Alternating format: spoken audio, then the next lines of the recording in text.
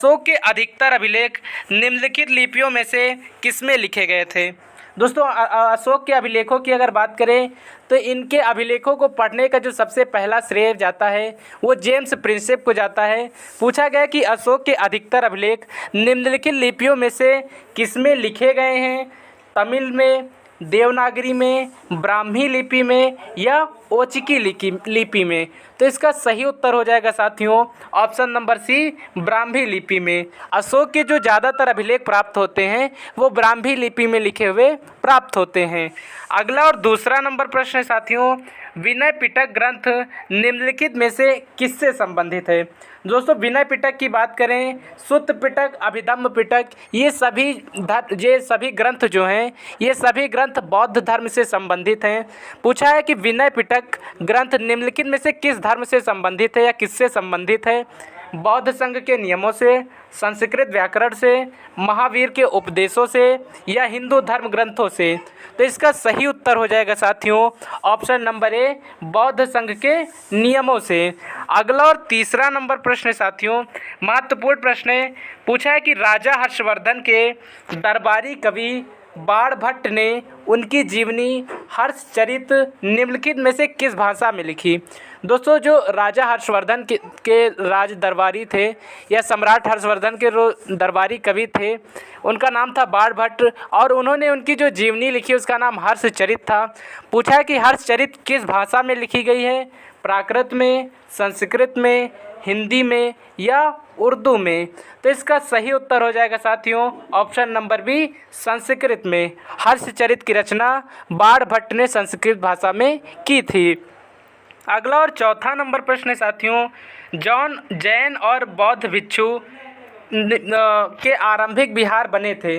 दोस्तों जैन और बौद्ध भिक्षु जो थे इनके आरंभिक निवास स्थल जो हुआ करते थे वो किससे बने होते थे, मिट्टी के, पत्थर के, लकड़ी के या ईंटों के। तो इसका सही उत्तर हो जाएगा साथियों ऑप्शन नंबर सी, लकड़ी के। बौद्ध भिक्षु और भिक्षुड़ियाँ जो आरंभ में रहा करते थे उनके विहार जो बने रहते थे वो लकड़ियों के बने रहते थे। अगला और पाँचवा नंबर प्रश्न है साथियों, पूछा है कि कन्नौज पर लंबे समय तक त्रिपक्षीय संघर्ष चला, ये किन किन राजवंशों के बीच हुआ। गुर्जर प्रतिहार राष्ट्रकूट और चोलों के मध्य, पाल राष्ट्रकूट और गुर्जर प्रतिहारों के मध्य, गुर्जर प्रतिहार पाल और चोलों के मध्य या राष्ट्रकूट चोल और पालों के मध्य। तो देखिए कन्नौज का जो त्रिपक्षीय संघर्ष हुआ था ये पाल, राष्ट्रकूट और गुर्जर प्रतिहारों के मध्य में हुआ था। अत्यंत महत्वपूर्ण प्रश्न है साथियों। अगला और छठा नंबर प्रश्न है, पूछा है कि भारतीय राज्य की सरकार किस प्रकार की सरकार है। दोस्तों भारतीय राज्य की सरकार किस प्रकार की सरकार है, अध्यात्मात्मक सरकार, लोकतांत्रिक सरकार, साम्यवादी सरकार या पूंजीवादी सरकार। तो भारत सरकार की अगर बात करें तो भारत में लोकतांत्रिक सरकार है और भारत दुनिया का सबसे बड़ा लोकतांत्रिक देश है। अगला और सातवां नंबर प्रश्न है साथियों, पूछा है कि जातीय समानता को प्रचलित करने के लिए निम्नलिखित में से किसने सत्यशोधक समाज की स्थापना की। दोस्तों जातीय समानता को प्रचलित करने के लिए किसने सत्यशोधक समाज की स्थापना की थी।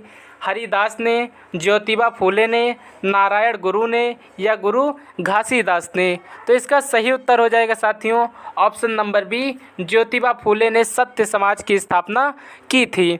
अगला और आठवां नंबर प्रश्न है साथियों, ये भी महत्वपूर्ण प्रश्न है। पूछा गया कि बैरकपुर में अपने अफसर पर हमला करने के आरोप में निम्नलिखित में से किसको फांसी पर लटकाया गया था।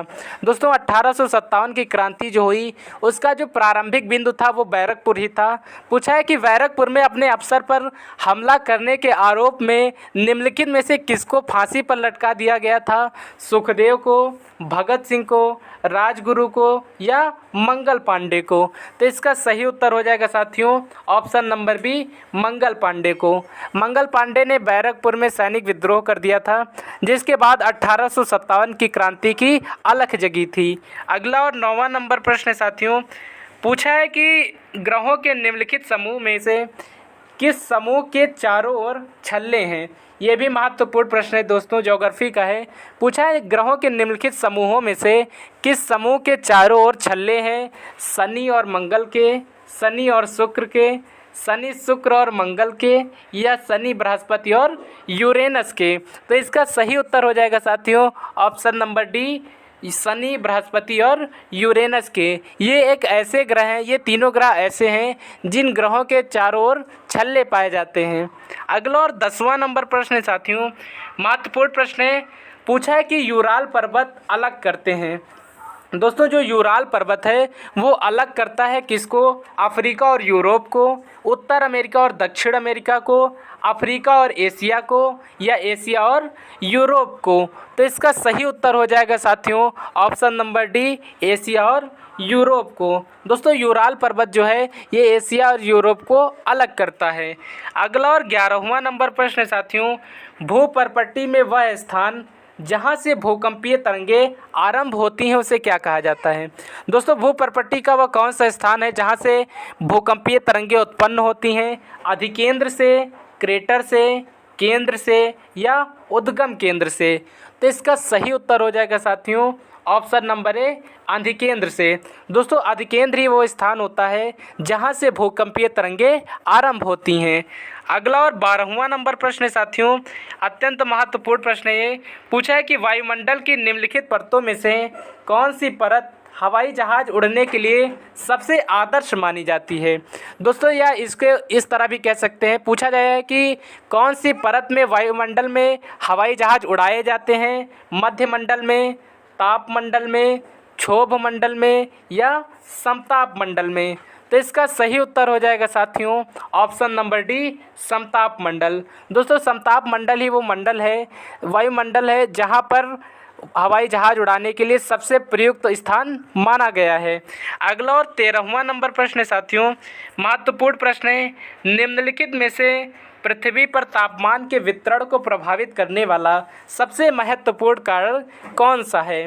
पार्थिव विकिरण है, समुद्र से दूरी है, सूर्य तापन है, या सौर विकिरण है?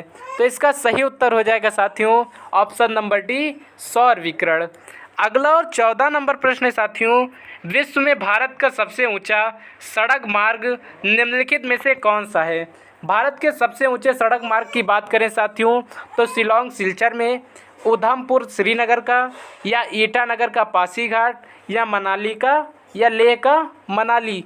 दोस्तों पूछा है कि विश्व में भारत का सबसे ऊंचा सड़क मार्ग कौन सा है? तो इसका सही उत्तर हो जाएगा साथियों लेह में स्थित मनाली सड़क मार्ग जो है ये विश्व में भारत का सबसे ऊंचा सड़क मार्ग माना जाता है। अगला और 15वां नंबर प्रश्न है साथियों, निम्नलिखित में से किसके उत्पादों को काला सोना कहा जाता है? दोस्तों निम्नलिखित में से किसके उत्पादों को काला सोना कहा जाता है? पेट्रोलियम के, तांबा के, कोयला के, या उपरोक्त में से किसी के नहीं? तो इसका सही उत्तर हो जाएगा साथियों कोयला। दोस्तों कोयला के उत्पादों को जो है ये काले सोने के नाम से भी जाना जाता है। अगला और 16वां नंबर प्रश्न है साथियों, पूछा है कि निम्नलिखित में से कौन सा भारत का परमाणु ऊर्जा संयंत्र नहीं है? दोस्तों भारत का परमाणु ऊर्जा संयंत्र निम्नलिखित में से कौन सा नहीं है? नरोरा, पोखरण, कलपक्कम, या तारापुर? दोस्तों नरोरा, पोखरण, कलपक्कम, या तारापुर?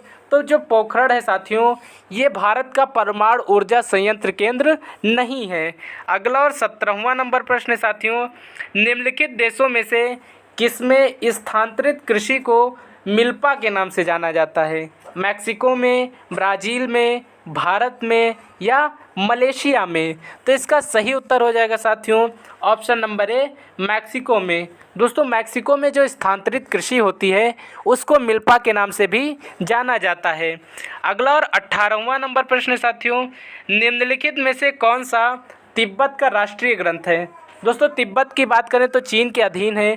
पूछा है कि तिब्बत का राष्ट्रीय ग्रंथ कौन सा है? सिद्ध सागा, निर्वाण सागा, बुद्ध सागा, या केसर सागा? तो इसका सही उत्तर हो जाएगा साथियों ऑप्शन नंबर डी, केसर सागा। दोस्तों केसर सागा जो है ये तिब्बत का राष्ट्रीय ग्रंथ माना जाता है। अगला और 19वां नंबर प्रश्न है साथियों, वर्तमान में भारत के शिक्षा मंत्री कौन है?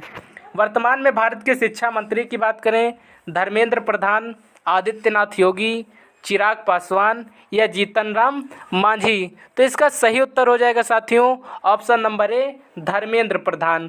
धर्मेंद्र प्रधान वर्तमान में भारत के केंद्रीय शिक्षा मंत्री नियुक्त किए गए हैं। अगला और अंतिम प्रश्न है साथियों आज की क्लास का, पूछा है वर्तमान में बिहार के मुख्यमंत्री कौन हैं। दोस्तों बिहार के मुख्यमंत्री की अगर बात करें साथियों, नीतीश कुमार, सम्राट चौधरी, चंद्रबाबू नायडू या लालू यादव। तो इसका सही उत्तर हो जाएगा साथियों नीतीश कुमार। नीतीश कुमार इनकी पार्टी है जनता दल यूनाइटेड, ये वर्तमान में बिहार के मुख्यमंत्री हैं। आज की इस वीडियो में फ़िलहाल दोस्तों इतना ही, कल फिर से मिलेंगे एक नए प्रैक्टिस सेट के साथ। तब तक के लिए जय हिंद जय भारत साथियों।